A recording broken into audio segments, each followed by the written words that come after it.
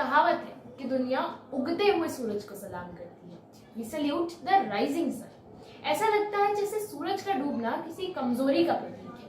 Europe और अरब के देशों में ऐसा माना जाता होगा, लेकिन हम भारतवासी ऐसा नहीं मानते, क्योंकि हम डूबते हुए सूरज को भी पूजते हैं, क्योंकि हमारे लिए पश्चिम में अस्त होता सूर्य भी उतना ही श्रद्धेय है जितना कि पूर्व में उदय होता सूर्य, क्योंकि सूर्य एक देवता है और दिशा के बदल जाने से देवता के लिए हमारे भाव नहीं बदल जाते।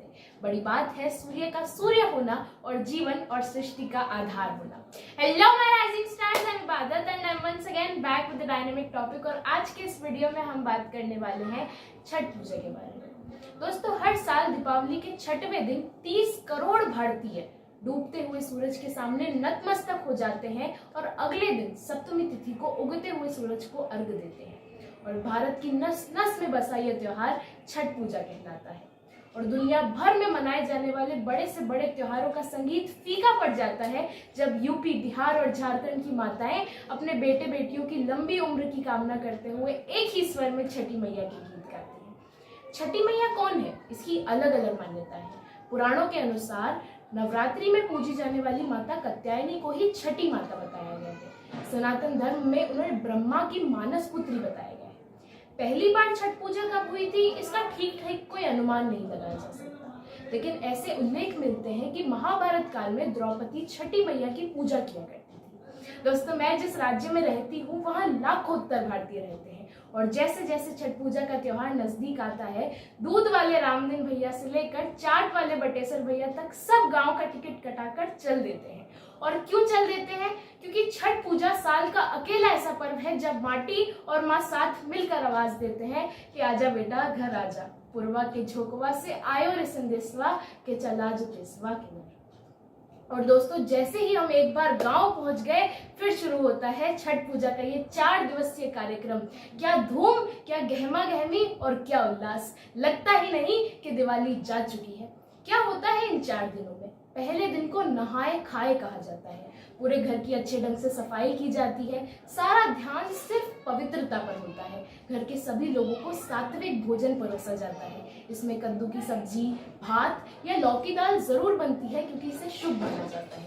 दूसरा दिन खरना का होता है। इसमें व्रती सुबह से लेकर संध्या तक निर्जला रहते हैं और संध्या के समय गुड़ की खीर बनती है। तो जम के गुड़ की खीर खाइए और अगले दिन के लिए निर्जला व्रत के लिए तैयार हो जाइए, क्योंकि यहाँ से शुरू होती है 36 घंटे की कठोर तपस्या। व्रती को 36 घंटों तक पानी के दर्शन भी नहीं होते। होंठ रेगिस्तान की तरह सूख जाते हैं और इन्हीं सूखे होठों से माएं भाव पूर्ण कर देने वाली ऐसे ऐसे गीत गाती है कि आंखें गंगा जमुना हो जाती है। तीसरा दिन संध्या अर्घ का होता है। इस दिन साफ किए हुए चौके बर्तन पर छठ का प्रसाद ठेकुआ बनाया जाता है। और अगर आपके मुंह में भी पानी आ रहा है छठ का प्रसाद सुनकर, तो इसमें आपका कोई दोष नहीं, क्योंकि मेरा भी यही हाल है। ठेकुआ, जिसका स्वाद देवराज इंद्र के स्वर्ग भोग में भी नहीं होगा, ये मैं गारंटी के साथ कह सकती हूँ।